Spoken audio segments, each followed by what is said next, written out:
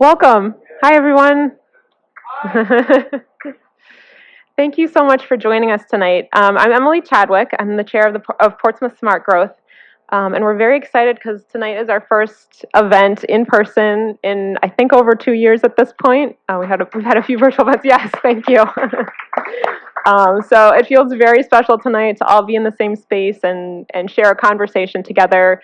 And this evening's presentation is just a very timely and really relevant conversation, I think, for all of us. So I'm really happy to see all of you and want to welcome everyone who's joining us online as well, because one benefit of the pandemic, I guess, is that we now have better technology for reaching people even at home and in other places. So we can now be here together, and we can also share online and extend our community. So I guess there's something good that's come out of it too. Just a little bit about Portsmouth Smart Growth. We are a volunteer-led nonprofit that presents ideas and encourages discussion around planning issues in Portsmouth and the Seacoast. Our goal is to support a vibrant, sustainable, livable, and walkable community. All of our events are free and open to the public. We are excited tonight to partner with Portsmouth Energy Advisory Committee for this evening's presentation. As I mentioned, this is going to be a hybrid event, so we'll have both a live audience, all of you here, and also a streaming option. And so those of you joining us virtually, please feel like you're part of the group. You can engage by using the chat feature on Zoom, send questions. We'll be monitoring that and trying to incorporate that into the presentation, and especially the question and answer portion. So please feel like you're here with us and interact as well. I would also like to say that we're very grateful to our partners this evening, Portsmouth Energy Advisory Committee, who were really key in organizing and helping with this evening's event and in bringing the idea of community power to Portsmouth. So they've been really pivotal in making all this happen, and we want to thank them for that. And also yes, thank you. And also thank our event partners, 3S, for coordinating with us and helping us set up this live and hybrid event. And they're always wonderful to work with, so thank you, 3S. As I said, tonight is just a very timely and important topic. The presenters tonight will help us understand the potential of community power, which allows local governments to procure electric power on behalf of their residents, businesses, and municipal accounts. We are very lucky to have several speakers tonight, which include Cliff Below, Henry Herndon, Julia Griffin, and Sam Evans-Brown. And I'm going to let John Tabor, Councilor Tabor, come up to the stage in just a moment to speak a little bit more to each of those people and what they'll be talking about. But I just want to say thank you again, all of you for being here tonight, and everybody who's joining us virtually. We're very grateful and hope you get quite a lot out of the discussion this evening. Thank you so much.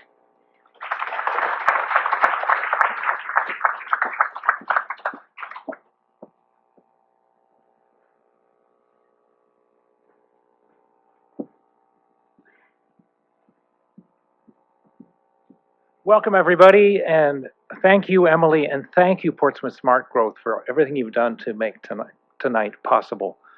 The Energy Advisory Committee is a city committee, and our charter is to research and ultimately develop a community power program for Portsmouth. And once that plan is developed, take it to a city council vote, probably in early 2023. We have a number of other towns here tonight. Can people who are active in community power in their towns please stand up? Great.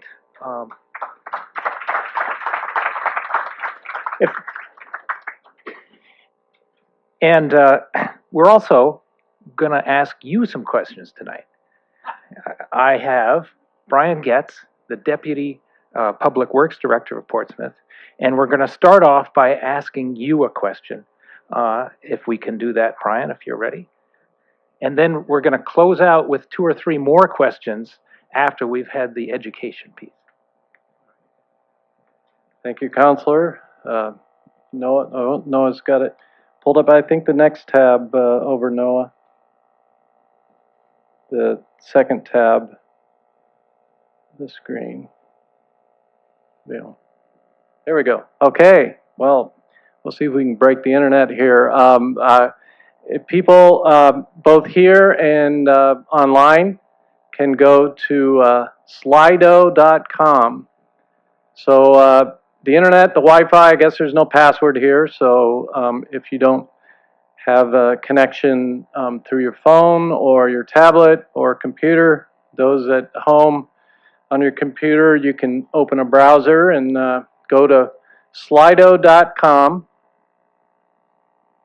and there is a QR little blot in the corner. I don't know, that might work, but if you go to slido.com, it's going to ask you for a number, a poll number. So that poll number is right there at the bottom left, 2133774. So give everybody a little bit of time to get that. Let's see if I see some shaking heads. Do I have people on there? Are we saying yes? Maybe? All right, some are in. So, and we'll allow some time. Oh, we got some votes coming in. I got the secret tablet here, so we're the race is on. So at 24. So we'll let it go. We'll give it about a minute here, and people can vote. This first question, this is the easy question. There are questions that Councilor Tabor has, the committee put together 3 questions, and this is just the first one, and then later in the meeting there'll be 2 more. So they get a little more detailed as the meeting moves on. We're up to 37. 37? Yes. And growing, 38. It does give those that voted early enough time to change their vote if they suddenly think about this and go, oh, wait a second, or you're opening another tab to look at your bill, your electric bill, and you finally see what all that info means. So we're up to 46. So we'll see if we hit 50, and then we can put some answers up.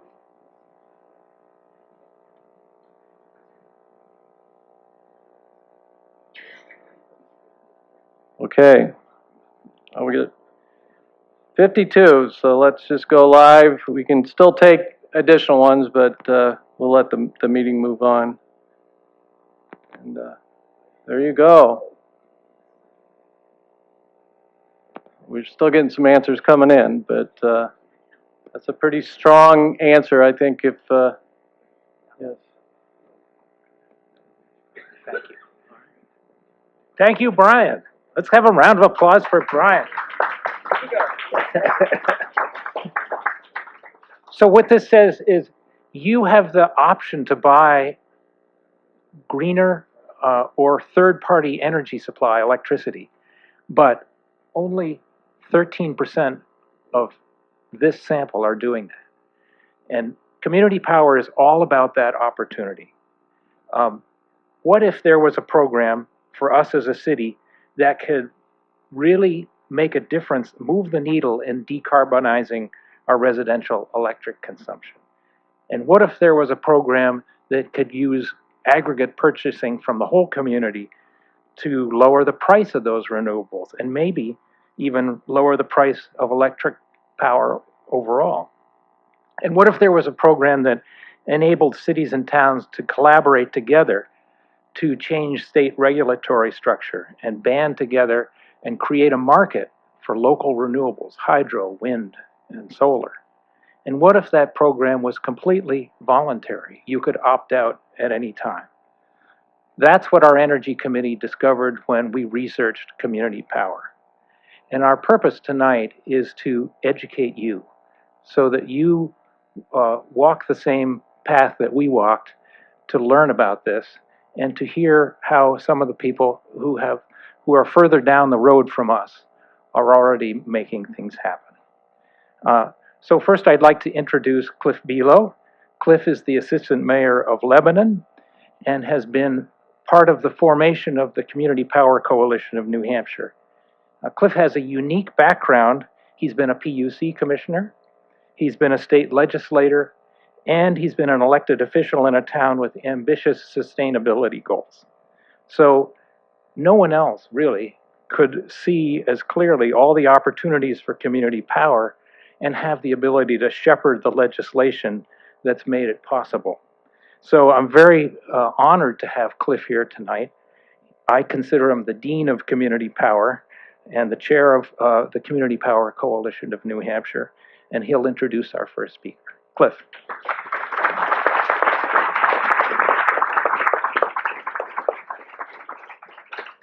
Thank you, John and Emily, for bringing this group together. I'm really pleased to be here, and welcome. Portsmouth was our 18th municipal member, our 19th member overall to the coalition. I'm going to introduce Henry Herndon, who I had the pleasure to begin working with back in 2019 when we first got the legislation passed with the help of the town of Hanover, Julia and April, and Clean Energy New Hampshire and the Conservation Law Foundation. We kind of worked to get legislation that really enabled the development of community power, partially based on a model in California where community choice aggregation has really begun to accelerate their decarbonization in a cost-effective way. But I first met Henry when he started appearing at a grid modernization investigation at the PUC and found that he was really a quick learner and very interested in what needs to happen with transforming the electric grid and the system to be really support a sustainable energy future. He earned his BA in political science at UNH and a master's in natural resources. He was working at Clean Energy New Hampshire as local energy solutions outreach worker, working with municipal energy committees, including several in the Upper Valley, where we had very strong ones in Hanover and Lebanon and other communities like you have on the seacoast. And he was very excited by this idea, and we started an organizing group in late 2019 and really went to work over the course of 2020 to sort of lay the groundwork. And then we had to fight the legislative fight in the beginning of 2021, and Henry was really helpful in that process as we kind of turned around some bad legislation, made it really good. And more recently, he's been engaged working as a consultant with Clean Energy, with the Community Power Coalition of New Hampshire. So, welcome, Henry.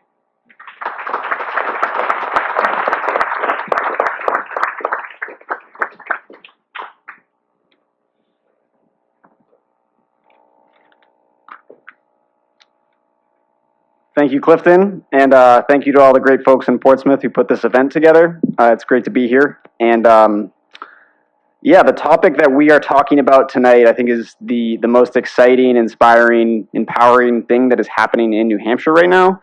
And it really does have the potential to rapidly transform and democratize the way energy is procured and governed in the state of New Hampshire.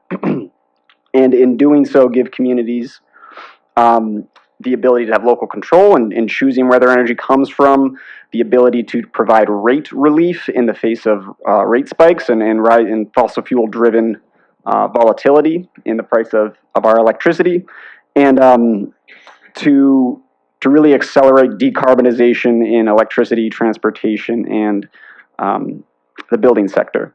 So we're going to explain Portsmouth Community Power. We're going to explain what Community Power Coalition of New Hampshire is, which is a statewide power agency operated on a not-for-profit basis that was recently formed to help communities make use of these programs. And yeah, I guess before I dive into the slides and the what is Community Power, what is Community Power Coalition of New Hampshire, I want to just maybe briefly acknowledge and recognize that I think in our present context, there is a lot in the world and in the media to give us cause for worry or anxiety about the future. And there are very real problems, economic, environmental, climate change, public health, institutional, that we're dealing with. But at the same time, I think that sometimes we spend a little too much time as a society focusing on the bad and not necessarily focusing on the solutions that are growing from the bottom up in our communities. So that's why I'm really excited to be here and to have gotten to work with the amazing cohort of community leaders from across the state that have been working for a few years now, or maybe their whole careers, on building some of those solutions. And this solution in particular, the community power solution, with really sincere transformative potential with regard to decarbonizing our energy system. So with that, maybe we'll move to the next slide. And this is just a title slide. You know this is bringing community power to Portsmouth, and we can go right into the next slide. And I'll talk about what is community power. You've heard this from some of the speakers, but we're going to unpack it a little bit more for you, and then looking forward to Q&A to really unpack some of the details. But community power is made possible by recent legislation, enables cities, towns, and counties to bulk purchase electricity on behalf of their collective residents and businesses. So it allows, for example, the city of Portsmouth to become the default electricity provider. And there's really three parts of this. The first is that pooled purchasing power, so your residents and businesses can come together and have an economy of scale in buying electricity, and that gives them both control over where they want to choose to get that electricity from, and also buying power and the ability to lower costs.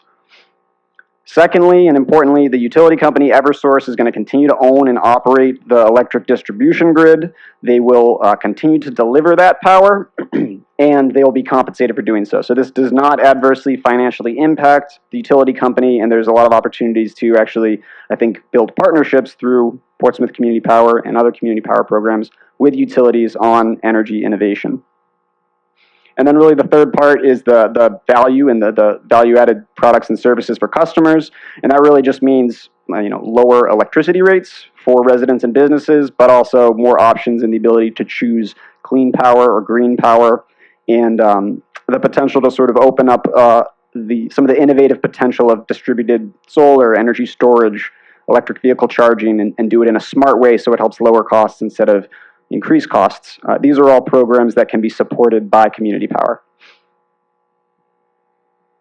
I'll just note that this is a voluntary program, and if Portsmouth Community Power is implemented or any other community power program is implemented, any individual can opt out and can choose not to participate and buy their energy from another supplier or from Eversource if they would so choose. Next slide. So I'll just quickly talk through the process that Portsmouth is moving through, and that dozens of communities across the state are moving through towards launching their community power programs. And sort of at a high level, the process is three main steps. The first being forming a committee, a community power committee, which the city of Portsmouth has done, and there's a lot of really good industry expertise and community leadership on that committee, as there is on dozens of committees across the state that are working on this. Under the legislation, that committee is tasked with drafting an electric aggregation plan, and when we talk about the coalition, we'll talk about the coalition's resources to sort of support all of the communities collectively and provide technical assistance for that. So right now, the City of Portsmouth's committee is in the process of drafting its community power plan, and then the third step will be that plan has to go to the City Council for approval. And I guess I should note there's a public input process, and I think the committee also, as demonstrated by tonight's event, is doing a great job on public outreach and education. But that plan will have public hearings and will incorporate public comment. And then once the City Council adopts that plan, they can authorize a program, launch the program, and enroll the electricity customers into Portsmouth Community Power. Folks will get notified, receive a mailer that says, "Welcome to Portsmouth Community Power. Here's your rate. Here are your options you can choose from," and provide the opportunity to opt out if folks would choose to do so.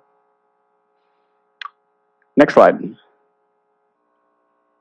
So what is Community Power Coalition of New Hampshire? This is the entity that is formed recently behind the scenes and is going to do a lot of the technical work to make these programs a reality.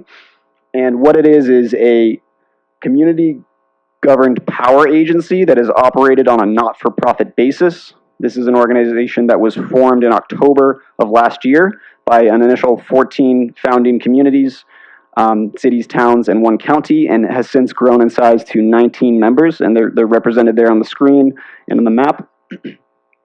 So at present, Community Power Coalition of New Hampshire has 19 members. That represents approximately 119,000 customers across the state and 960,000 megawatt hours per year, which probably doesn't mean a lot to most folks, but that's the equivalent of more than $75 million in annual revenues in terms of the revenues associated with the purchasing of electricity for those communities. And importantly, what this organization will do is put the members and put the communities in control of the revenues that are generated by purchasing that electricity and selling it throughout your communities.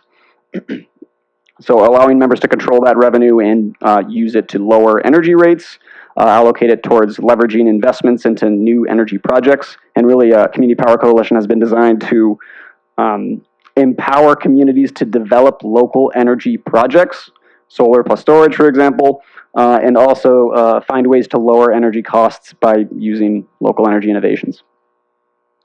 So the target launch for this organization, or the initial programs under this organization, is spring of next year, when perhaps as many as a dozen communities will implement community power programs and begin that process of controlling where their energy is coming from and reaping the benefits. And thereafter, other communities are soon to follow. And I'll also just note, beyond these 19 communities, there are many, many cities and towns across the state of New Hampshire that are contemplating community power, that are looking into it, that are looking into membership with the coalition. So potential for strong growth. And I guess what this all means for the state of New Hampshire is that really we're on the cusp of a pretty serious transformation in the way electricity markets operate. And, as soon as by this time next year, you could see 10% of the state move into these community power programs, where now you have the community in control of energy procurement, and, accruing the revenues and reserves associated with that to move forward with whatever their local energy goals might be, whether that's developing local renewable energy or something else. And, in 2 years' time, it could be a quarter of the state, and soon thereafter, it could be, the dominant way electricity is provided across New Hampshire, and that could sort of just become the new normal. So what we've seen in other states is other states have been able to use this model to really rapidly build new renewable energy projects and do a lot of innovation in terms of energy storage, electric vehicles, integrating more distributed energy resources, and working on decarbonization. And New Hampshire is very well positioned to do the same and to sort of follow down that path. And I guess before I pass it off to some of the community leaders who have been working on this for a number of years now and been making this happen, I'll just note, I sort of want to recognize that this is all possible because you've got communities like Portsmouth that are leading and pulling together committees of citizens and working with their elected officials. And you've got dozens of communities that have a lot of really strong leadership coming from the bottom up to bring community power programs to their communities. And it's just been really inspiring to work with those individuals over the past couple of years and to see all the progress that we've made and to sort of be in a position where we could do some serious good for the state over the next couple of years. So with that, I'll turn it over to the next speaker, Julia Griffin.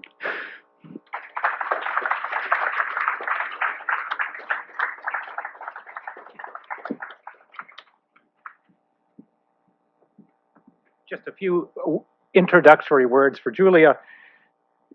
She comes from Hanover, New Hampshire, a city that has a goal of 100% reliance on renewable electricity by 2030, and the same for heating and transportation by 2050.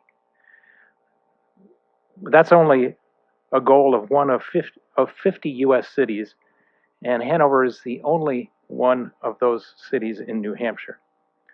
She's going to talk about the trials of trying to create a local supply of renewable electricity and ultimately realizing what Cliff Below of Hanover and others realized. It has to be a collaborative effort. But I think what Julia can help us with is, how does community power help us if we want to be a local community with more renewable power?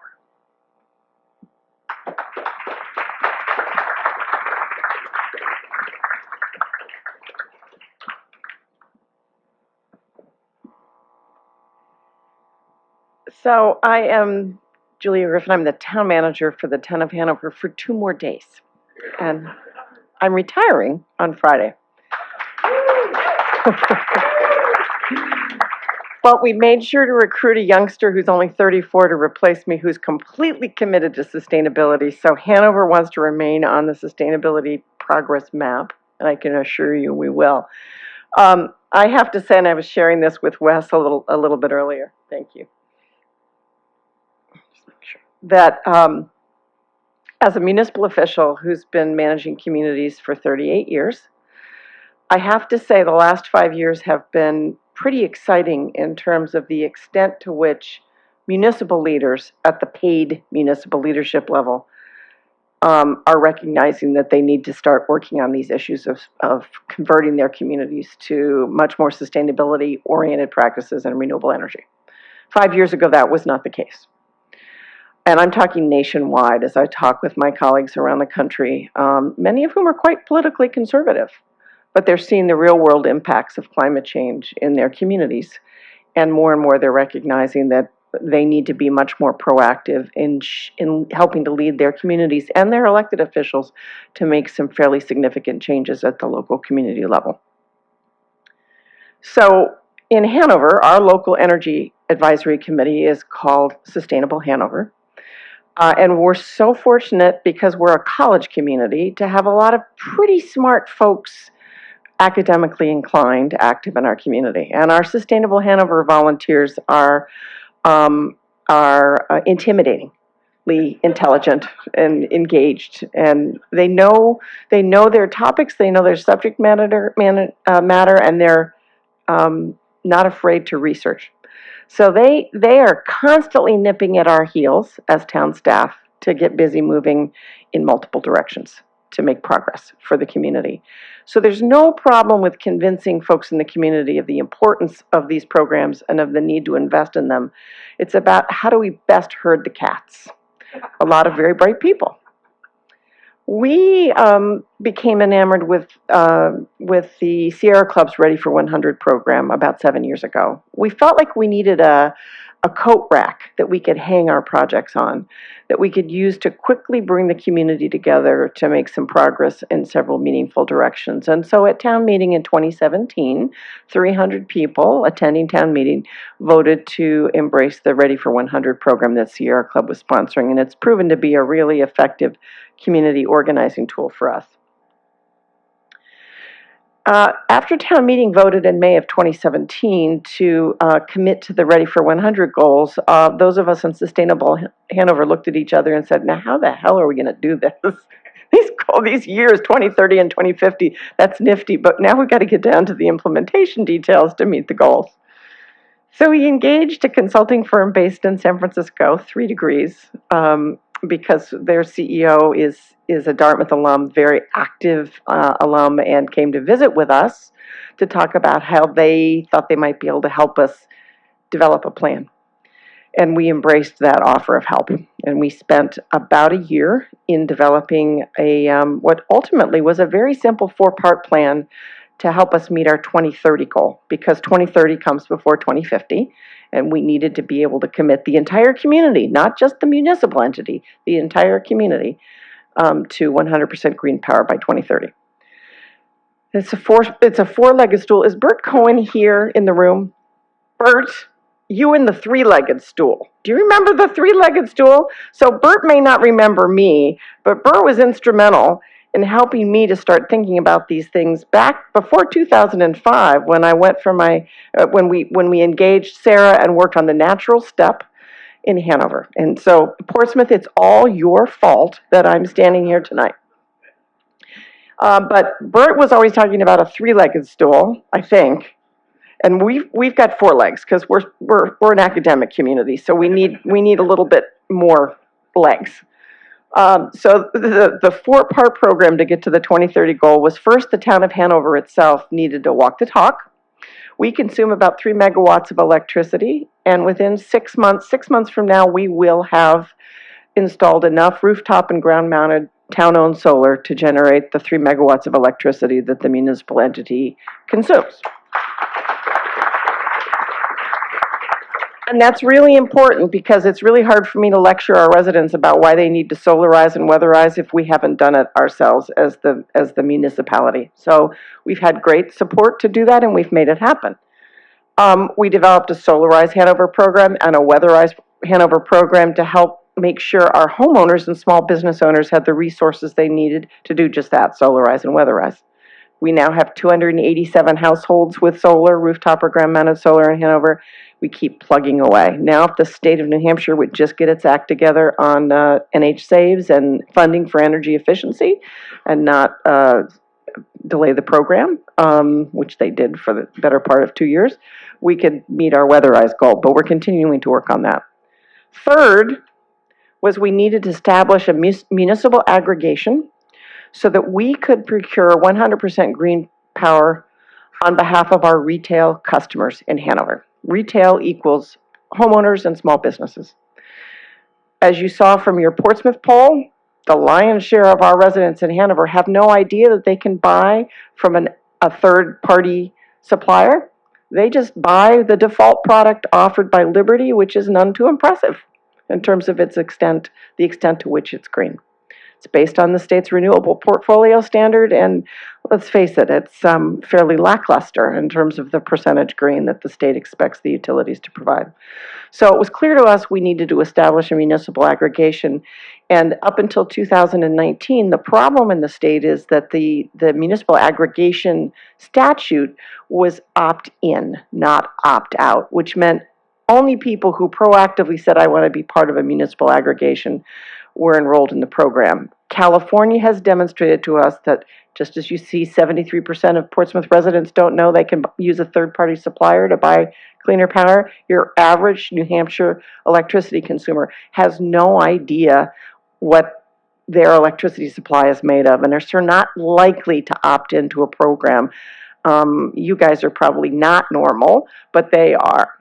So we needed to change the law so that it was opt-out. So everybody was automatically enrolled unless they opted out. Cliff Below got that legislation drafted. He got it introduced. A number of us who had come to find out through our consultants and other parties that we really needed to be opt-out in New Hampshire got behind him, and lo and behold, the legislation passed and the governor signed the bill in August, I think, of 2019. So we were off and running. And that was the impetus for putting together a steering committee to begin to package a multi-community community power aggregation for New Hampshire. And we have been working together as a loosely formed, loose-knit coalition since the fall of 2019. Quite frankly, COVID probably helped us because we held almost all of our meetings via Zoom, which meant we saved a lot of driving time. And I think it made it even more possible for us to spend obscene numbers of hours in meetings working on this issue. But the goal here is to make sure that we can make it as easy as possible for our retail customers, which in Hanover's case makes up about 23% of our total electricity consumption, by forming the coalition. And the fourth leg of our stool, because we needed one more, was we have a number in Hanover of large institutional and commercial power consumers, Dartmouth College being the first, the largest. We needed to figure out a way to help steer them to long-term power purchase agreements so they could lock in to 100% green power at competitive pricing for a 13 to 15-year time frame. That's the fourth project, which we're working on right now, and a group of tech students helped us develop a proposal for how to make that happen, and Dartmouth is moving forward. So it's pretty exciting to see what a ragtag band of community volunteers with a weary town manager and a supportive select board can do to make this happen. So Community Power Coalition is just the third leg of our four-legged stool. And we're better when the rest of the communities that are inclined in this direction join us because, quite frankly, there's strength in numbers. There's buying power in numbers. And there's sweat equity in numbers. And by that, I mean it's a volunteer-driven board. Each member community has one representative on the board of directors and one alternate.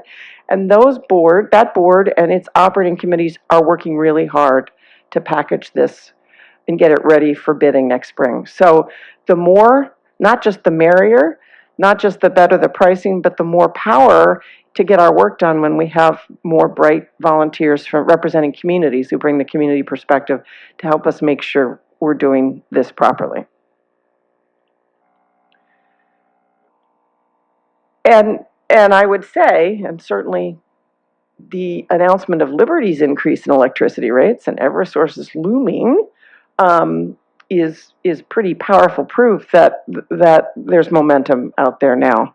And I started sort of brainstorming what's changed since I last did this slide 2 months ago, as I was talking to a group in northeastern Pennsylvania that is a Sierra Club sort of enclave of coalition communities. It's pretty clear that the fates are pointing us in this direction, and the significant increase in electricity prices, largely due to an over-reliance on natural gas as our electricity generation source of power, is proof positive that we need to take better command of the fates for ourselves with respect to the kind of electricity we want to purchase. And the New England in particular, which is somewhat lagging other parts of the country in terms of the percentage of electricity generated here that's green, New England has a long way to go, but there are plenty of opportunities. And so I would like to think that we can use this series of components as a marshalling energy to move Community Power Coalition of New Hampshire forward.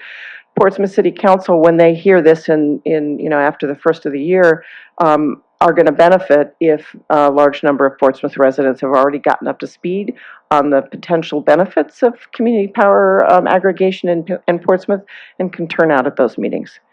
Our select board in Hanover saw from the evidence from our highly attended town meeting in 2017, and then the amount of public input we received during the public hearings we held virtually over Zoom before our town meeting last July, when 285 attendees adopted our community power plan as the legislative body. There's a lot of community support for this, and I think electricity rates going up is only one more indication of, or one more demonstrator that we need options that are cleaner than reliance on fossil fuel. So Hanover's one example. Ours is a simple 4-part program, but folks in the community have gotten behind that. It's easy to understand, and they like knowing that there's a group of dedicated volunteers who are making sure that this works well. If you want to see a couple of examples of some community power programs whose websites I look at all the time when I feel discouraged because I know that this is possible, Marin Clean Energy and Silicon Valley Clean Energy in California. Just go to their 2 websites and look at the products that they offer their community members. It's pretty powerful what they've done over the course of a few years, not just at offering electricity at competitive rates that's green, but also offering all sorts of other energy efficiency, electric vehicle, air source heat pump programs to help move the needle in those 2 regions of California. So progress, folks, progress. Thank you.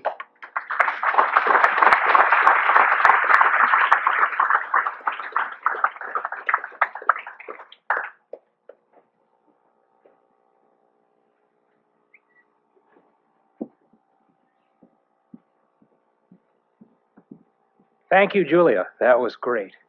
And now our final speaker, before we get to Q&A, is going to be Sam Evans Brown, who you all know from New Hampshire Public Radio, but he has changed hats and is now the director of Clean Energy New Hampshire, which is the leading state organization advocating for sustainability in our heating, in our electricity, in our transportation. So Sam, take it away.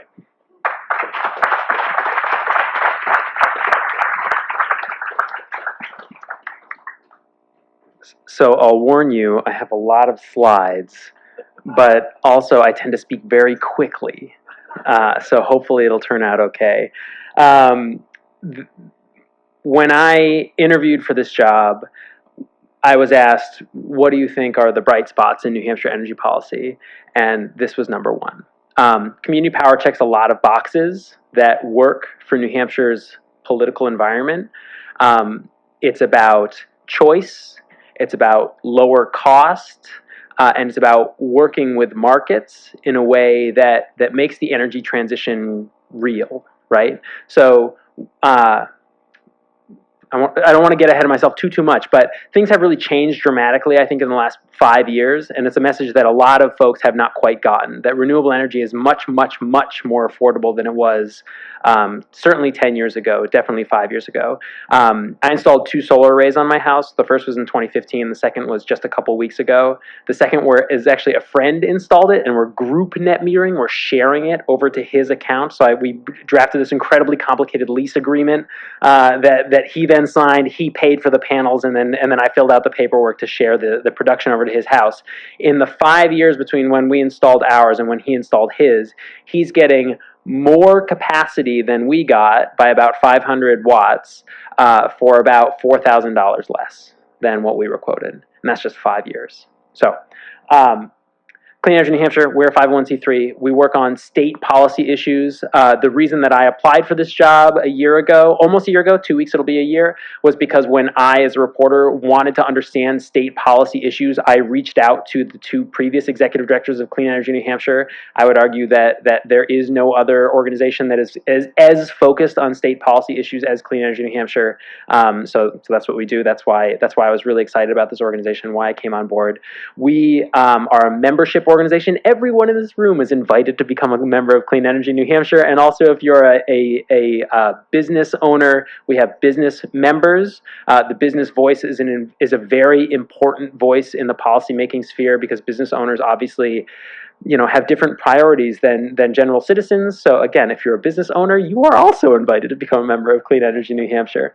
We focus on 3 areas, so legislative and regulatory, and also sort of business development, giving businesses advice on how to enter the New Hampshire market, and then lastly, municipalities. We have municipal members, of which I will once again add, Portsmouth is not a member yet. And we make the municipal membership is incredibly affordable. So there's my pitch for our organization. And the last thing I'd say is about the municipal membership is that we have a program that is essentially my number one priority right now to expand, which is our energy circuit riders. We have a single energy circuit rider who's in the North Country. It's a grant-funded position whose job is to be a shared municipal energy staffer. Her name is Melissa. She's there on the right. Melissa has single-handedly, over the course of the past 3 years, helped 12 communities get over 24 clean energy and energy efficiency projects done. Those have been supported by around $500,000 of grant funding, and they amount to over $2 million of investment in some of the lowest income communities in the state of New Hampshire. We would like to expand that statewide. I'm working very actively on that, and the Seacoast is a region that we're targeting. So if anyone's interested in partnering with us on that, I can talk to you more about it. So also the circuit riders, one of the things that I would like them to do is help communities take advantage of community power. The city of Portsmouth is a wonderful city, but many municipalities around the state of New Hampshire have 2.5 employees or something along those lines. And figuring this all out for small towns is going to be really complicated, and that's what Clean Energy New Hampshire is hoping to do. So this is a slide I show in every presentation that I give, and this is what I was saying before, that this is the story that I don't think many people have realized. There's another similar slide to this that shows natural gas, which I sometimes get annoyed because it just doesn't display as well as on a slide deck. But natural gas is also more expensive than both onshore wind and solar photovoltaic right now. This is the opportunity that really we have at our fingertips. This was not true, 10 years ago. It is true now. Renewable resources are, in fact, the most affordable thing out there. How you make those work in a grid is a bigger question, a longer question that we can talk about down the line. But meanwhile, this is where we're getting our electricity from right now. This is a kind of complicated slide, and I'll tell you, I'll sort of break it down for you. This comes from actually the organization that my wife works for, the New Hampshire Energy Education Project. So on the left, those are the power stations that are in the state of New Hampshire within our political boundaries. The middle is when the utilities go out and do their procurement, or when they did it in 2019, which is where this graph comes from, where they're buying their electricity from. Those are all from power plants within New England, and then the what feeds your wires, that's the New England mix. If you look at all of New England, that's where all of our electricity comes from. And for those who don't know, ISO New England is one big grid. We're one big bathtub all swimming in it together. And so anything we do right now, if we were to turn these lights off, it might be a power plant in Rhode Island that has to turn down in order to respond to that. So I personally find the graph on the far right to be the most important. And when you look at it, and that one's 2019, 2020, natural gas is up to 53% for 2021. So natural gas is only rising. And of course, as we have seen with the latest political environment, it is not getting more affordable. In fact, I had the privilege of writing an op-ed in which I think this is true. Who knows? Time will make liars of us all. But I would argue that we will never see natural gas prices as low as they were when I started my career in the 2010, 2012 timeframe. And this is what it has gotten us, right? So here's solar power in the state of New Hampshire. There we are. Per capita, 33rd. Our current political environment is what's pushing this. And this is the big picture, right? So here's New England wide. So just take one step back. I apologize. There's a number of policies that have gotten us to where we are right now. The first was the deregulation of the electricity markets, and that's what drove this, right? So in the 90s, we deregulated. Natural gas was cheap and abundant, and so what do? We built lots and lots of natural gas. What are the other policies that got us to where we are right now? We have the Renewable Portfolio Standard, which is a statewide policy, and which, if you look around the region, in fact, you could update this slide because Rhode Island just a few weeks ago passed a bill that says that they'll get to 100% clean energy by 2033. So the Rhode Island line actually should be going up quite a bit more steeply. And of course, New Hampshire's the lowest in the region. And then we have the Regional Greenhouse Gas Initiative, which is a price on carbon emitted from power plants, and which is also driving the markets. It's sitting around $13 a ton right now. For anyone who's like a real big consumer of carbon market news, most economists would argue that you need a price more like $40 a ton to really start to drive market decisions. But these are the policies that have gotten us to where we are today, and this is where we are today in New Hampshire. So, kind of a busy slide. Greenhouse gas emissions are the red line, and what you see there is 2004 was when Merrimack Station and the Seacoast power plants, so Schiller Station and Newington, were at their peak. It was when they were burning the most fuel. And then since then, the suite of policies that we just laid out, which was deregulation and the sort of flush of natural gas into the ISO New England grid, the Regional Greenhouse Gas Initiative, which put a price on carbon for power plants, and the Renewable Portfolio Standards have essentially made it so that our fossil fuel plants here in the state of New Hampshire, our coal and oil plants in the state of New Hampshire, almost never run.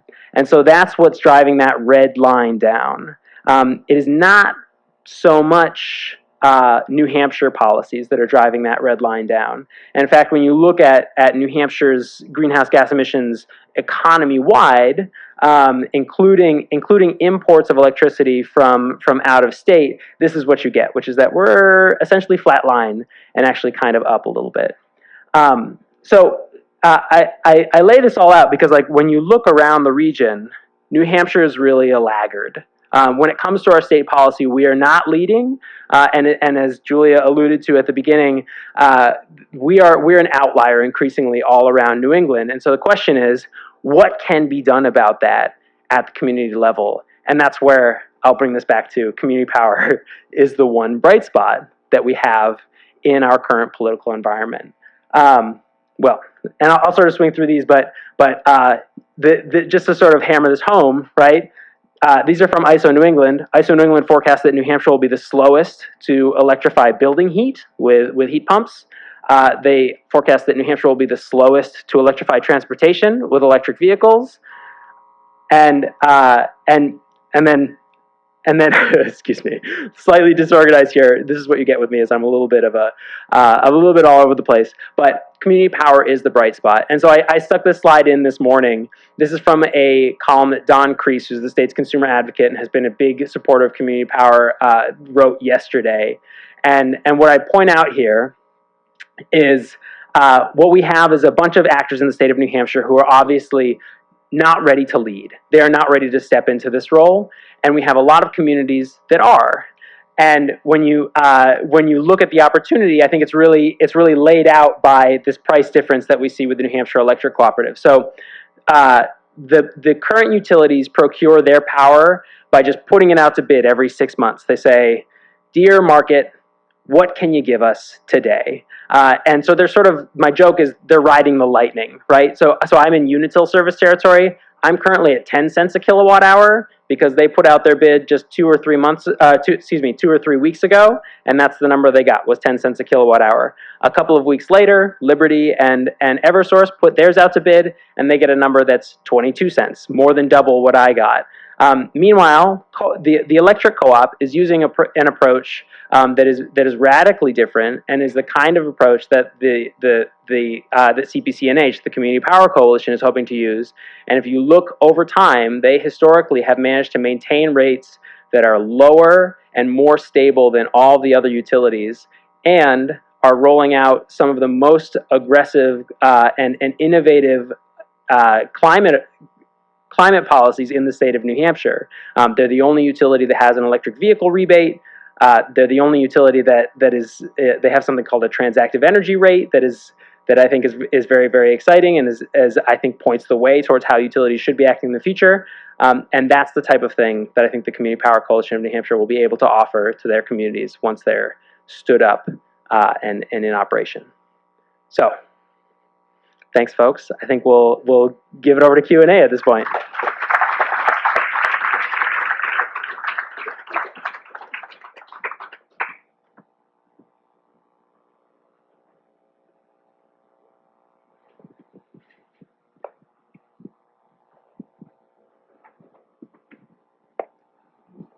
Okay, we're going to switch it over to Q&A. I'm Kevin Charette, with the pleasure of being on the Energy Advisory Committee. My colleague here, Rebecca O'Brien, we're going to walk around the room and help with questions, and if we can get our all-star group up on stage, we'll field questions. So this is a really great opportunity. Don't be bashful. We'll run around, hand you the mic. We do have questions that are coming in from folks online as well. We have about 30 individuals that are participating in the meeting through Zoom, and we have questions from them as well. But we have a question in the back here, and we'll get started. Good evening. My name is Dan Deering. I own Mac Edge here in Portsmouth. I have accumulated a series of notes, questions, and observations here that I'll fire off. Please forgive me if these get a little bit long. I've been looking at green energy for a while. We are an Apple partner. We're an independently owned. We're not a franchise or anything like that. But being affiliated with Apple, we want to be as forward-thinking and as green as we possibly can. As a business, we lease our space. We don't own the building. We can't make any significant modifications to it. So therefore, we can't install solar or anything of that nature. It is kind of what it is.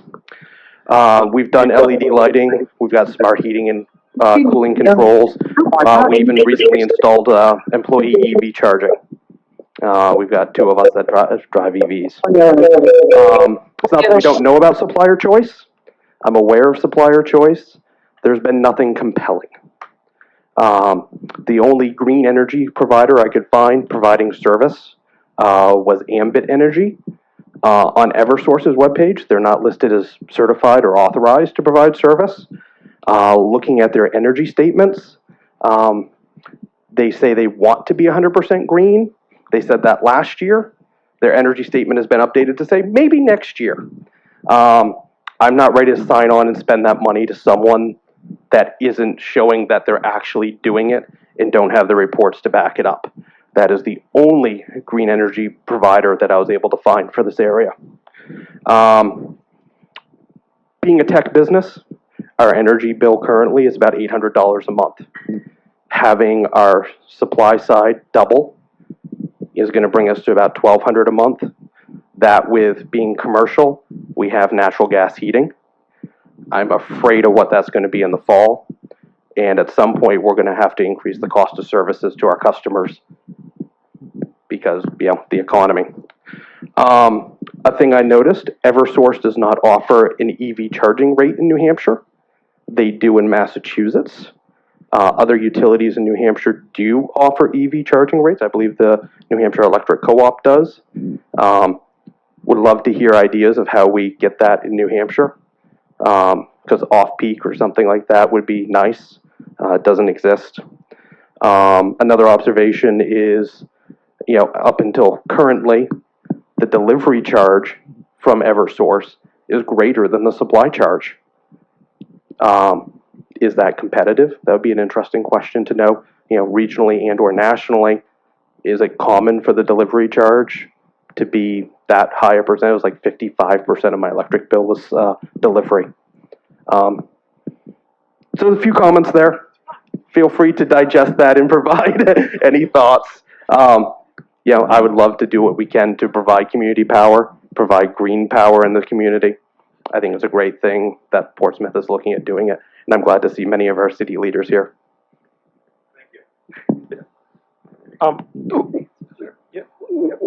Eversource is supposed to be providing an EV charging rate. Unfortunately, they have rather simple meters that only allow one on-peak and one off-peak period.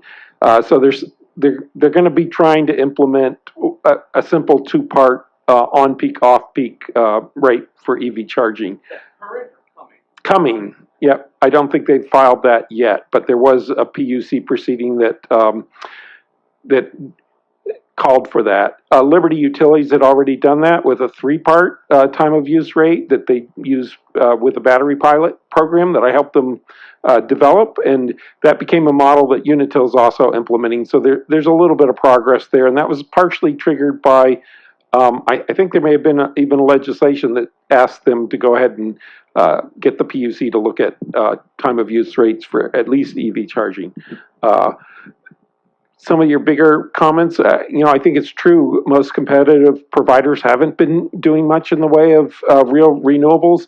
I think one of the distinctions that community power has the potential to offer is that we'll be around for a long time. We'll be part of the community, led by communities. And so part of what's happened in California, as these have been around a few years, they've started to achieve investment grade ratings and can use tax-exempt revenue bond financing, meaning it's not a general obligation of the community. It's supported by the revenue of the investment generation or battery storage, renewable generation. And so in California, the community power aggregations are driving several thousands of megawatts of new investment in renewables and storage. And having the ability to do that kind of long-term relationship building of having facilities, of developing distributed energy resources in the community that support the community's plan is part of the ambition here. Anybody like to add? I guess one thing that your comments brought to mind for me, you're commenting on the high cost of distribution and delivery and what we could perhaps do to affect that. And one of the strengths of Community Power Coalition is you're bringing all these different cities and towns from across the state together to be able to engage in public advocacy and advocate with one voice at the legislature and at the Public Utility Commission. And in doing so can sort of engage on an equal playing field with some of the larger legacy institutions like utility companies that have had outsized power in those arenas, and work with them to remove regulatory barriers to some of the things that can help lower those costs. So there's a lot of things we could be doing, like building local community scale solar and energy storage that is used in an intelligent way to lower the cost of transmission, to lower the cost of some of the wholesale capacity costs and things like that. And do it in a way where you're generating locally and alleviating some of those costs. And to do that, you have to affect regulatory change and policy change. And the coalition has already demonstrated an ability to do that by turning around that bill in 2021 that Clifton mentioned. And that will be a big part of this moving forward, is not just buying clean energy and developing new clean energy, but also removing regulatory and policy barriers and making sure we have a good policy environment in the state that allows for more clean energy. On the next question. Hi, my name is Liz, and I'm a property owner in both Portsmouth and Dover. And my question is kind of obscure, and you may find it unusual, but my understanding is if you have a solar grid on your building, and that power goes to the electric company, and then they distributed it. Is that correct? That's So yes, what you're referring to is net metering. That's correct. Which is sort of I in my former job had the privilege of interviewing the human who installed the first net metered project in the United States, and so have sort of like a nuanced and intimate understanding of that arrangement. But yes, the initial way that solar was fed back onto the grid is that you set it up so that when you are generating more than you're consuming on your property, the meter would just run backwards, and that has been referred to as net metering throughout the past. And so the question of where do those electrons go once they leave your property is sort of a fascinating one if you want to delve into the physics. But the short answer is we don't really know. They kind of go into the bathtub that is the local distribution network in your community. And if you really wanted to answer the question, you need a very complex physics model, and it would probably tell you it goes to your neighbor's house. so, yes, and that's why I'm leading up to the question. And the question is that often I get in the mail, do you want to buy your electricity from somebody who has a solar grid somewhere? And I think to myself, there's no way for me to know where that electricity came from. And that's the catch on all of this thinking, is that I'm thinking anybody with a solar grid or whatever the power source they're using their wind pill or whatever, and that all goes into the big abyss that is called the energy field, we'll call it that. And then the energy field is fed back to where I'm using the energy. And I may not be getting my power from my neighbor's solar energy. I may be getting it from the gas-powered chiller plant or the coal-fired Newington plant. Yeah. So I'm trying to understand the concept that you're trying to present. So you've put your finger on a sort of key disconnect, which I think is fundamental Yes, to and please this question explain it. of the energy transition writ large. And I'll let other people vamp on this, but I was holding the microphone, so I get to go first. What we are describing are fundamentally not physical arrangements, they are financial arrangements. And what we have invented with the Eastern Interconnect, which starts here in Maine and goes up into Canada and goes all the way out to the Rocky Mountains, is the biggest machine in the world. And we built it bit by bit, sort of accidentally, sort of figuring it out as we went. And then at first it were sort of regulated monopolies that were making sure that it all didn't fall to pieces. And then we thought, hey, maybe we could do this in a more cost-efficient way, and we created markets and financial arrangements that were sort of layered on top of the physical requirements of that incredibly complex machine. So you're not wrong, and this is actually something I point out all the time, which is that a lot of people, like myself, right, who have solar on their roof, they say, oh, I'm powered by solar power, and they feel great, and I have my heat pump, and when I turn it on at night, it feels like it's powered only by smugness, but it's not true, right? When I turn on that heat pump at night, there's a natural gas power plant somewhere that needs to respond to that. And that's actually what makes me most excited about this community power effort, which is that the project of energy transition is going to be incredibly complex and it's going to take decades in order to do it. And we need to now that renewable energy has come down in cost, we need to start asking ourselves, okay, if that's going to be the number one source of how we power the grid, how are we actually going to make it work? And the Community Power Coalition is the first effort that I have seen that is truly aligned with answering that question. It doesn't have the answers yet, but it is aligned with answering that question. Now you get a different answer. This is ready for the details. Well, one way to think about it is the whole grid is like a big lake, a big pool of water. And consumers are taking water out and generators are putting water in. And it's a very special kind of arrangement because you got to keep the level perfectly level and not have any ripples or disturbances. So you have to match what's going in with what's going out in real time. So the idea of customer choice or community choice is that you can choose who's responsible for putting in to match what you take out. And so that's part of what the evolution involves.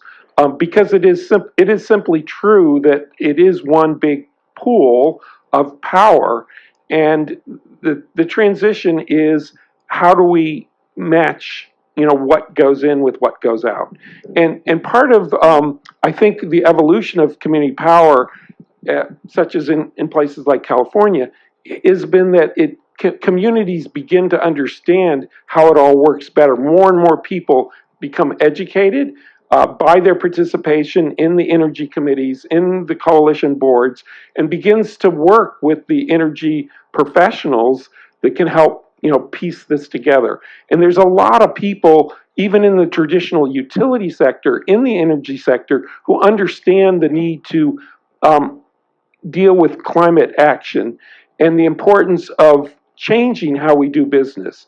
So I think there's a lot of people out there who want to be part of this energy transition, and we're trying to just orchestrate it so the communities are part of that, leading that process. Clifton, while you've got the mic, hi.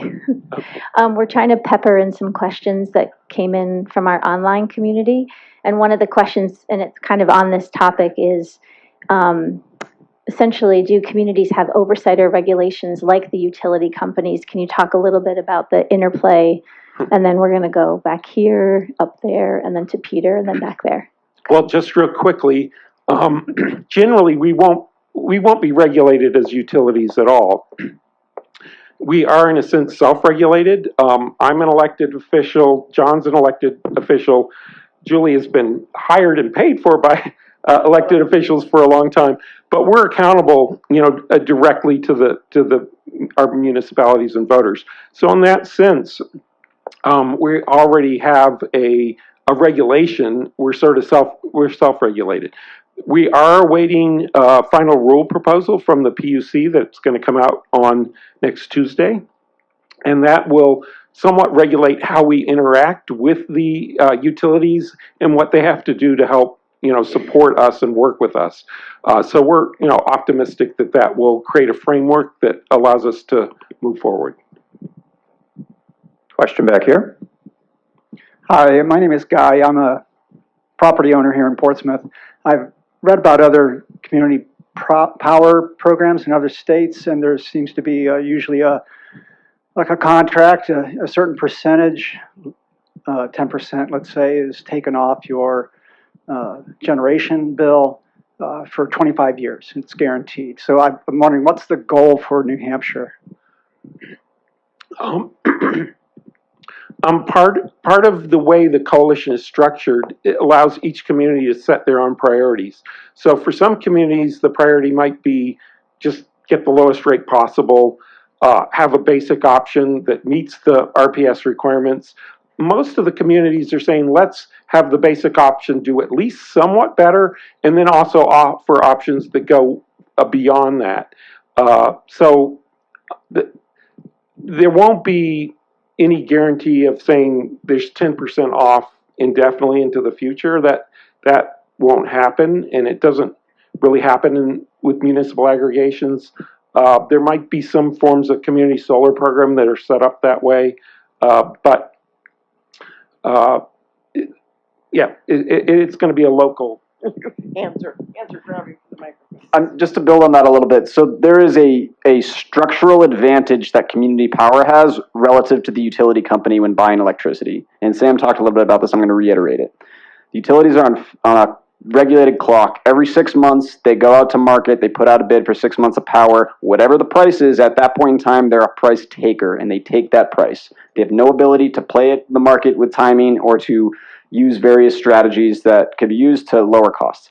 What Community Power Coalition will do is what other competitive supply entities in the marketplace do, which is time the market, build a diversified portfolio of power contracts with different suppliers, different generators, different term lengths, sort of laddering and crafting these different contracts together in a way that can really squeeze more savings out for customers. So I can't tell you exactly what the price savings will be, but there is a structural advantage that makes it such that the way Community Power Coalition will operate will allow it to do more things to squeeze savings out for customers.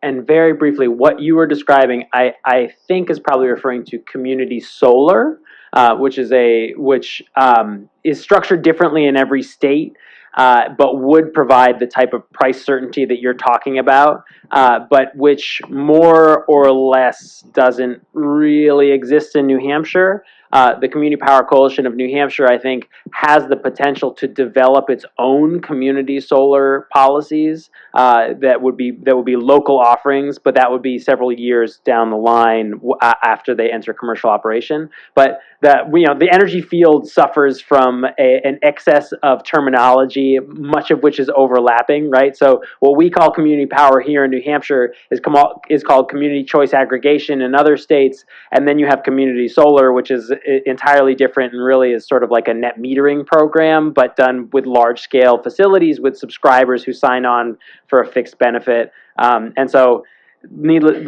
all this is to say the terminology can be very confusing, and I think that's probably what the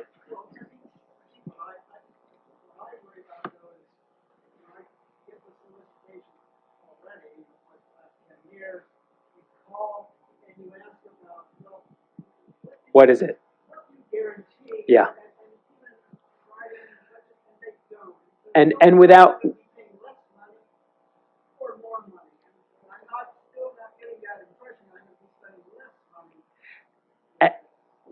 well, so I'll let other folks answer that question, but without seeing the solicitation that you got precisely, it's hard to respond specifically to it. But well, I think Henry answered that, but I'll give the microphone back to him, and he can say it again.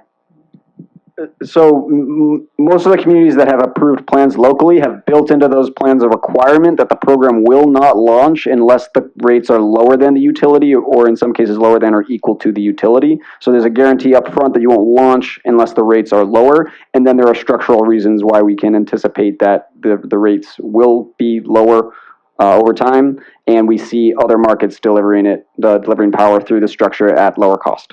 I don't know if there's other things folks want to add. Yeah, thank you. Andrew Bagley, I'm the city council here. Thank you for all you're doing. This sounds very attractive, both from a cost and environmental perspective. The concern I have, and excuse my lack of knowledge, is what happened in Texas this past winter, where some people saw just astronomically high power costs. Is there any risk of that? So less so in New England. Texas has sort of on the spectrum of unregulated free market to heavily regulated energy market. Texas is way on the free market unregulated side, which a lot of folks liked for some time and sort of complimented because there was good price signals and certain efficiencies and benefits. And then we saw some of the consequence in the way that market responded to the disastrous weather event you're referring to. So New England is a little more in the middle in terms of we do have safeguards and regulations in our wholesale market. We have something called a capacity market, which protects us against severe price shock from lack of power plants. We pay power plants to hang around on standby, even if they're not generating, just in case we have an event like that and we need to call on those power plants. So we are more protected than the Texas market. Okay, we have a question here. Yes, good evening. My name is Tom Watson, a resident in Portsmouth. I have a little further question on the logistics of how this will work with the coalition. So I understand the potential cost savings and separate from the climate savings, so to speak, but presumably the coalition is going to have people who are going to be doing this negotiating. I assume they're going to be experienced professionals and have to be paid. I don't know whether they're going to be on staff or they're going to be consultants, but has any projections been done as to what that will be as a cost, as a percentage, say, of the cost of the actual electricity, how that impacts the pricing as well? Yes, a lot of work has been done in that area. We have a draft business plan that dug deep into all the elements, the cost elements that go into power supply.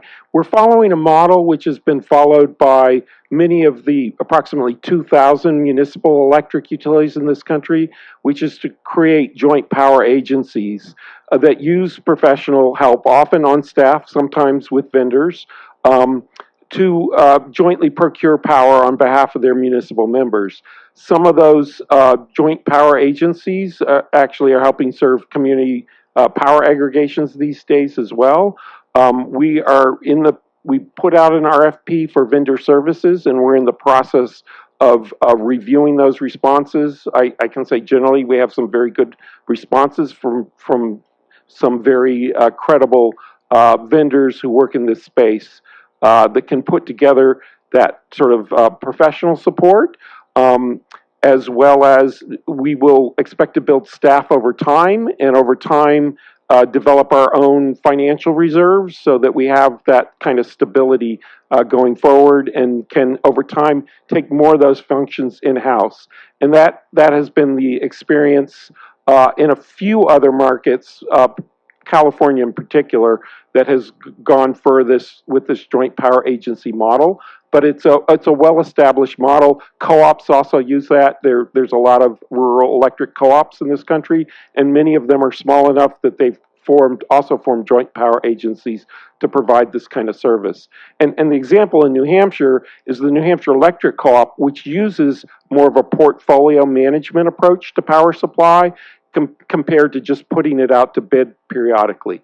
And there is a model of community choice aggregation widely used in Massachusetts, which is simply just to put the load out to bid, but have more flexibility when you do it compared to the electric utilities doing it.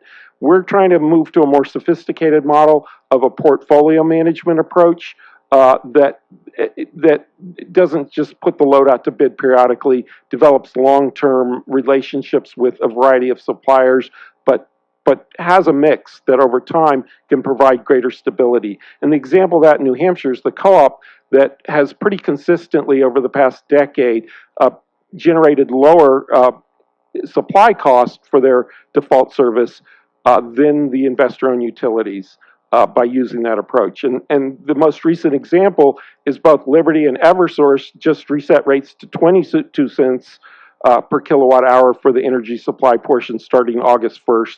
The co-op is exposed to some of the same market issues with natural gas. They set their rate at 17 cents, just under 17 cents. 5-cent difference, I think that's the difference that they're taking a portfolio management approach. Thank you. Dago McCachran. I'm also the mayor here in Portsmouth. Want to start by saying a thank you to Councilor Tabor, who pushed this through last year and has guided this year. Just really grateful for that. Two questions, and it's great to be on this side of the dais than that side of the dais. First is on, I guess, the procurement process, and I understand, having followed this now for the last couple of weeks, it seems as though we got stuck kind of holding the bag every 6 months. How can we ensure that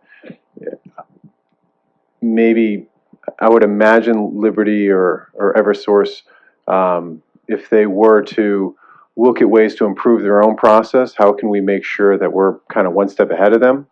And then two, if I think of living in New England and the energy that we require right now from an electricity standpoint, and the energy we will require, hopefully, as we move off of fossil fuels and move towards heat pumps, how can community power be a incentivize more clean energy generation from the standpoint of, like, I think we're going to need a lot more electricity in the future.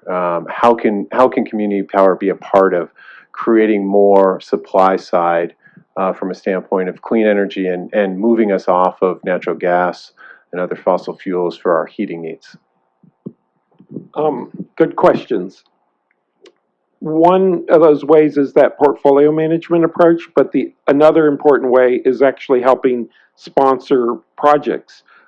Whether that is putting out, and this is often an approach that's used, putting out requests for proposals for projects that could be funded. And one of the things we're looking at even now is the kind of analytics that are used to analyze different deals and figure out whether they are economically viable or not.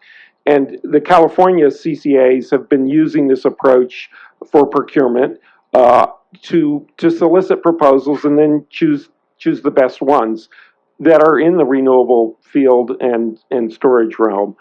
Storage is going to be a big part of the issue. Another big part of the opportunity for delivering value is in empowering flexible loads. Demand response has really been not part of the portfolio of the investor-owned utilities. It can be a big part of the portfolio for community power, which is to enable flexible loads to move to those times where the cost is less, and that helps bring down the average cost for everybody. A big factor in the cost of power is all the cost to build all the capacity to meet peak demand. And we have had a system in New England that has been growing peak demand faster than average consumption, meaning we're using our assets, our capacity, less at full capacity at a lower average rate than is really optimal. So if we can do things like develop time of use rates or dynamic rates in the nature of the transactive energy pilot that the co-op is doing, we can create opportunities to produce more value by having flexible load as well as flexible supply. And that's going to help us integrate more renewables more cost effectively. So just a quick thing to tag on to that. So when we buy our electricity supply, there's somebody on the other side of the contract that's managing a portfolio and taking all the overhead costs and adding a risk premium and adding a markup and a margin on top of that. And that all is embedded in that energy supply rate and hidden from you. One of the benefits of the coalition is that will now become transparent and overseen by the members.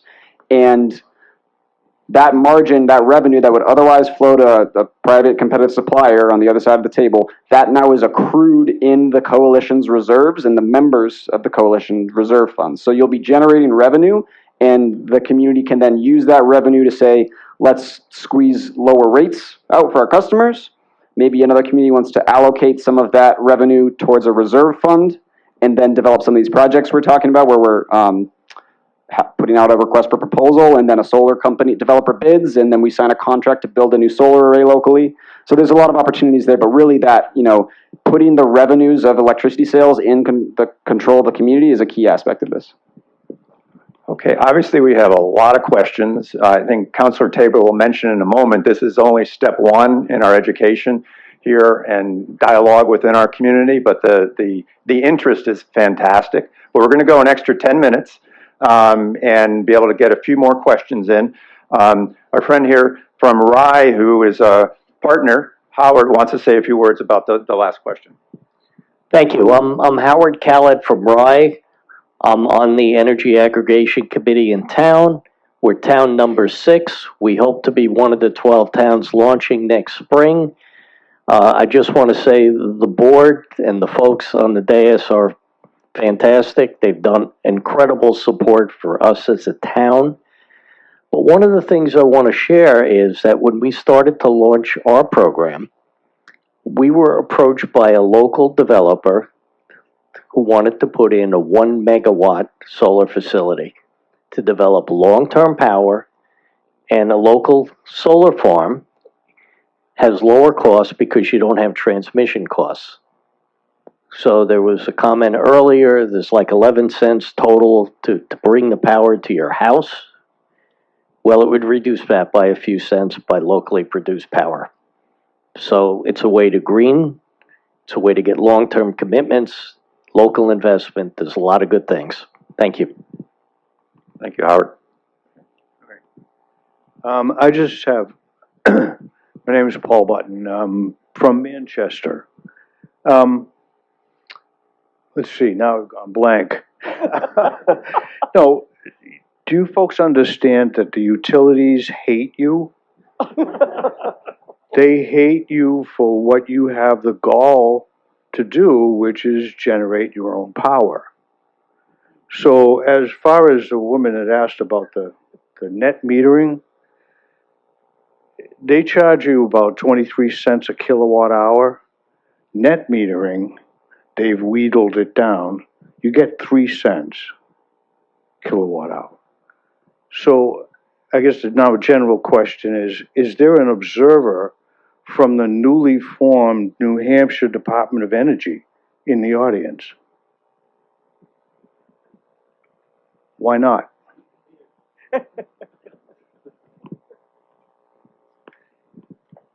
I'm a retiree of Eversource. I feel very bad right now. All right, I'm going to come over here. A lot of hands in the air. I apologize.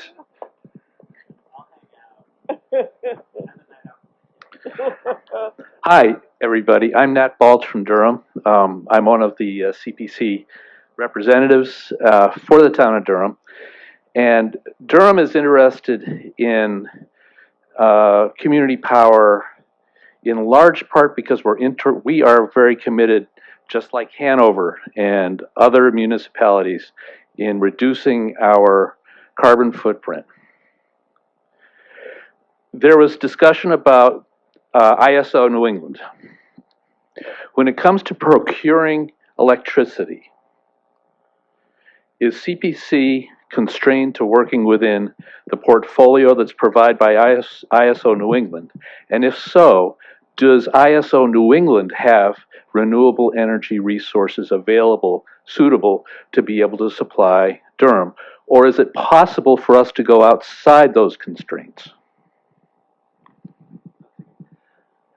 So the real person who could really answer this in technical detail is Clifton, but I think the answer to the question is roughly you're constrained to what's within ISO New England, because if you wanted to procure power from outside of ISO New England, you have to pay for the transmission of that power into your region, so it becomes more expensive. And so CPCNH is a market actor and has to follow all the market rules, and that's one of the rules, which means that locally generated power is going to be more affordable.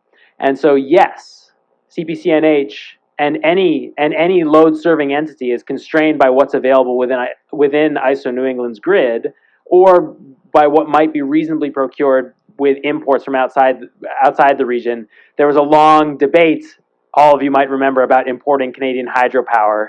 And that's essentially what it takes, right? If you want it to be affordable from outside the region, it has to be something that was built 100 years ago and is costing roughly 2 cents a kilowatt hour, so that you can afford the $1 billion power line to bring it down south. So it's a bit of a tangent, but what I would say is, yes, we are constrained by what is currently built in ISO New England, but this is an avenue to get more things built. I think we'll take 2 more questions. Tori Brooks. I'm a homeowner in Portsmouth, and I work in the green building kind of sector. So I'm kind of bringing it over to the demand side. We've been talking a lot about supply. So it was mentioned by Julia and I think by Sam that, part of this plan is weatherization and making buildings more energy efficient so that the pool that we need is smaller. There are legislative hurdles to that, but, with community power and with Clean Energy New Hampshire, how much of that is a focus, of moving forward, not just looking at the supply side? It certainly is a focus. I think that folks on the board and folks who have helped design the organization have been thinking about all those things all along. And I'll touch on a couple points, and maybe some other people will want to chime in. But some other states, Massachusetts as an example of Cape Light Compact, they are a coalition, a joint powers agency on Cape Cod that does a similar type of program, and they actually receive the energy efficiency dollars that are collected through Mass Saves, their New Hampshire Saves, their version of New Hampshire Saves, and then the communities in that Cape Cod area, in that Cape Light Compact, they can choose how to spend that money on energy efficiency. So it's not necessarily the case that the same thing would happen with Community Power Coalition of New Hampshire, but there are definitely opportunities to do similar things, and that's sort of an open question of how that might unfold. Does anyone else want to comment on the efficiency and demand side? Well, I could just say that that's defending the state's efficiency programs is like, it's what I spent all fall doing. That is our mission, as among other things. But I think like to put a finer point on what Henry said, that he mentioned the reserve fund that you all would accumulate. You can decide what to do with that money, and that includes developing local efficiency programs. And I don't know if Clifton, I know you get into that.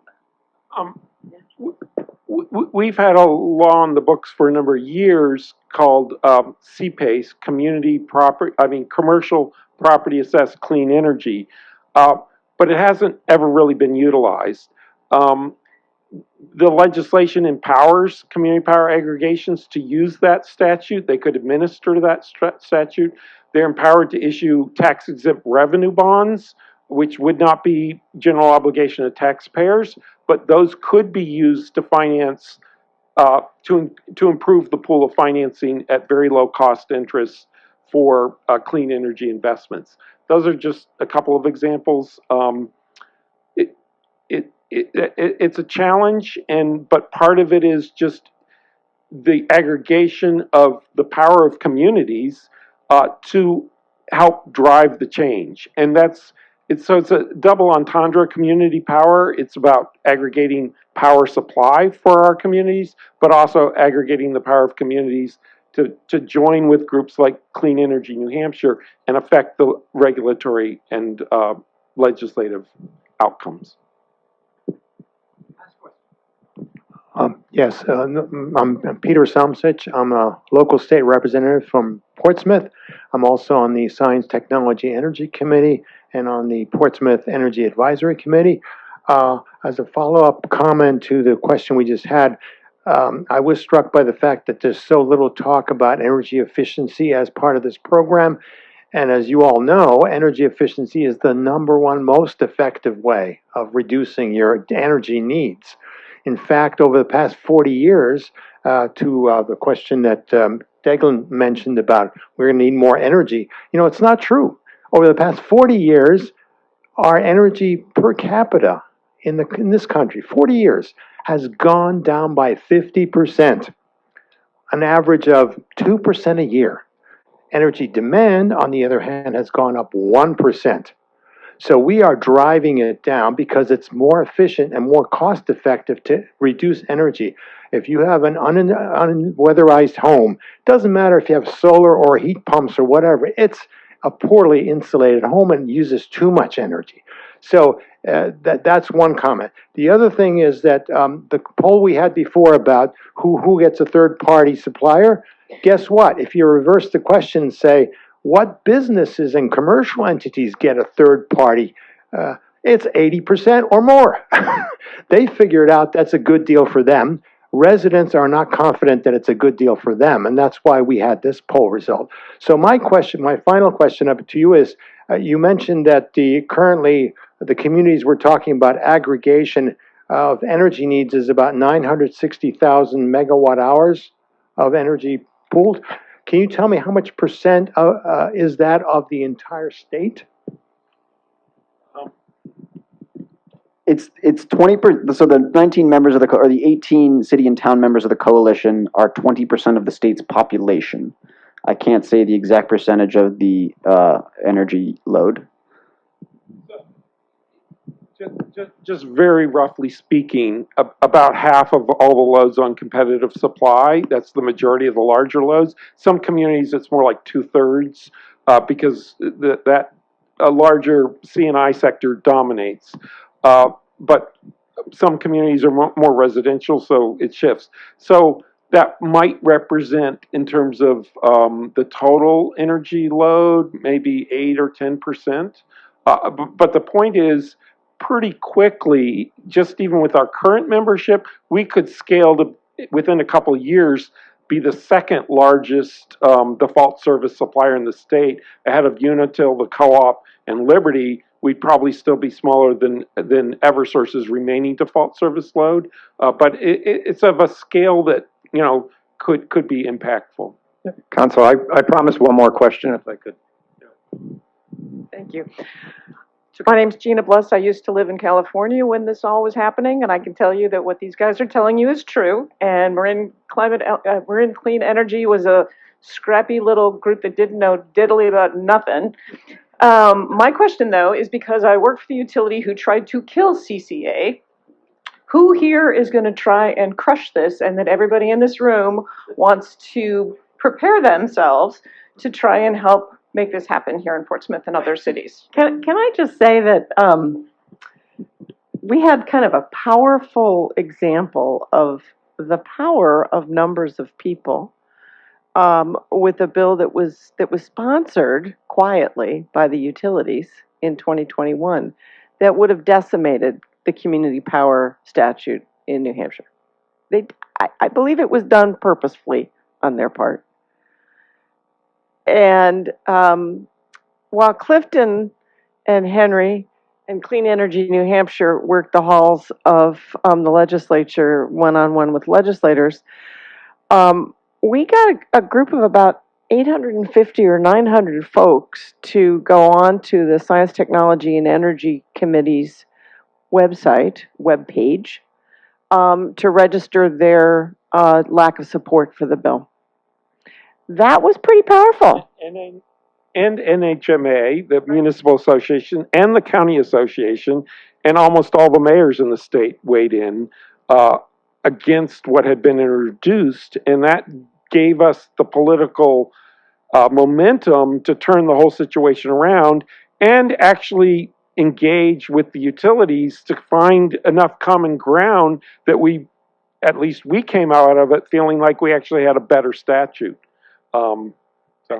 Which is to say, I think it's community power. It's not just community electricity. It's community voices, and we need to speak with numbers of feet, registering their desire for a different pool of power and a different way of consuming energy.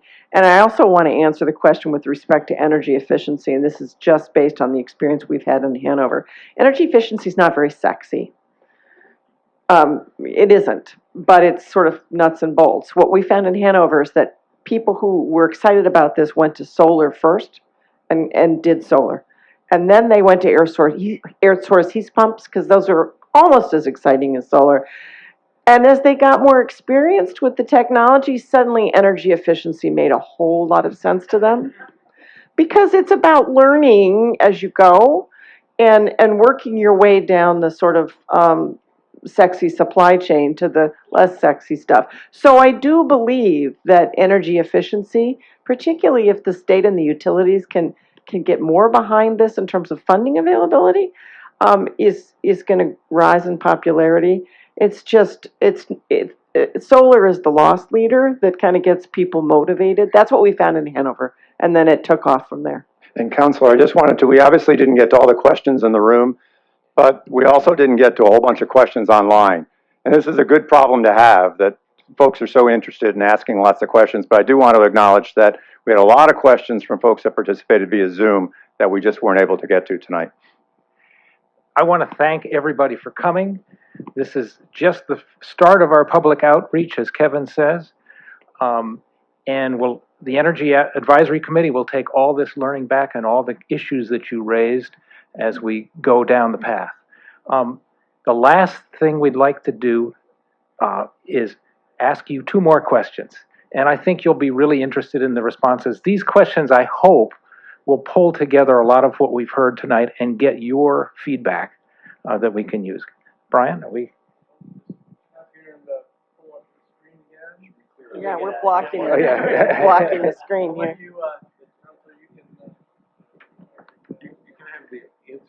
But let's have a hand for our speakers.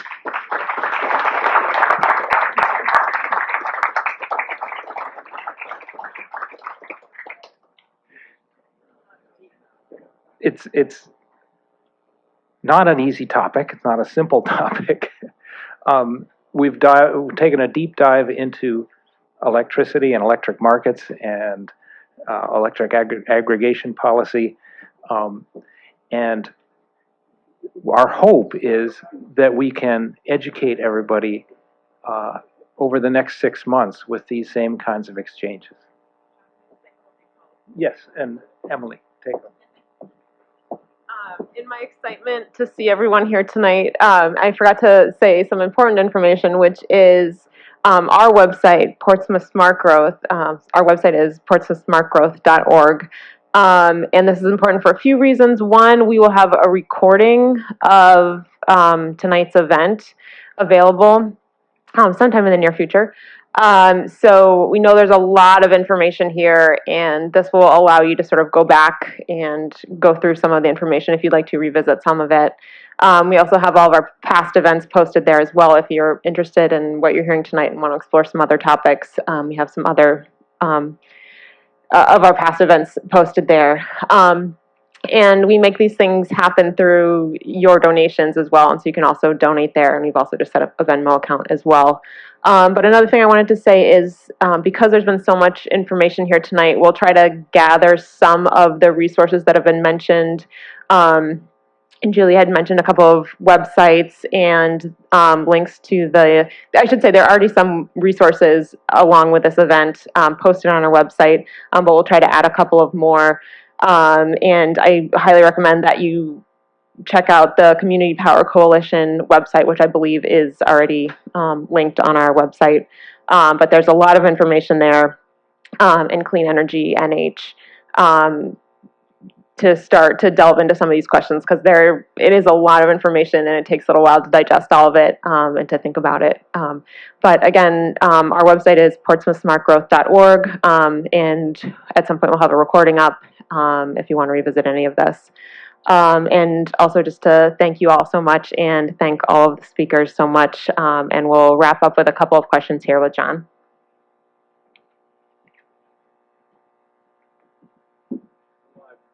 Okay, so we want to go to slido.com on your browser, on your phone, and we want to enter that code 2133774. And this is choices that you would like to get out of a community power program, choice of electricity options, such as a tiered system with percentages of fossil fuel or renewable energy sources, control of electricity costs, competitive rates, increased renewable energy, including locally generated, increased knowledge regarding electric supply and how it is derived, and help to increase energy efficiency. Which of those would you like out of a community power program? That would be enormously helpful to us on the Energy Advisory Committee. So, how are we doing? Brian, we're starting to get some 36.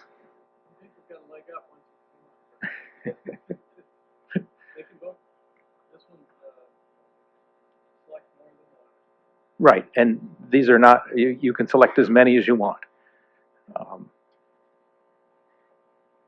We'll give it a couple more minutes, or a minute more.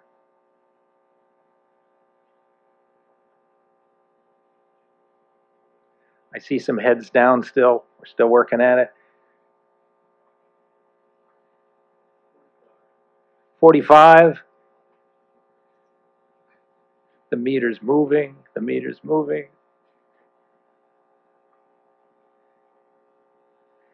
Folks at home online, we're counting on you too.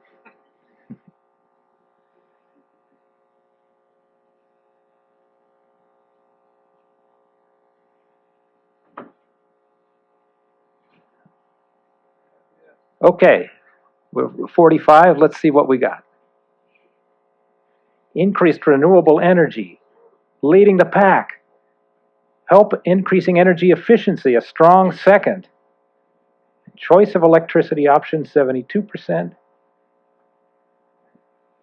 And cost, which we might have thought would be the most important, turns out to not be the most important in this poll tonight. So, let's do the last question. And this is a question about renewables and cost, and where you would fall on renewables and cost. Are you interested in adding extra renewable energy into our electric supply?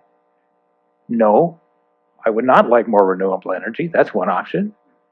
I'd like more renewable energy if I can pay about the same as I pay today. I'd like more renewable energy, and I'm willing to pay a little more than I pay today. And I'd like the option of 100% renewable energy, and I'm willing to pay more. I think that's going to be very valuable information for us as a community.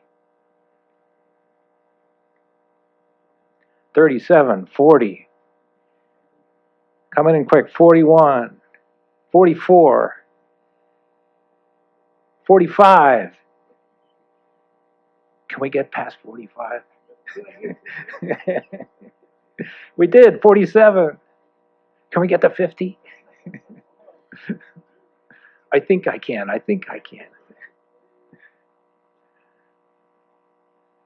48. 49.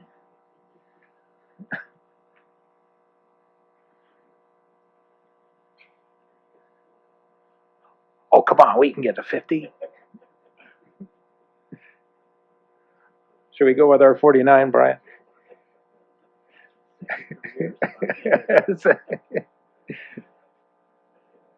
Okay.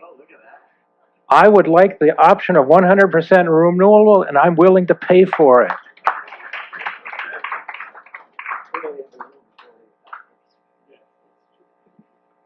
Wow. That's a message, isn't it? All right. With that, we're going to close, and thank you all for a fascinating evening. We've learned a lot. There's a lot more to learn. Hang with us as we keep working on this.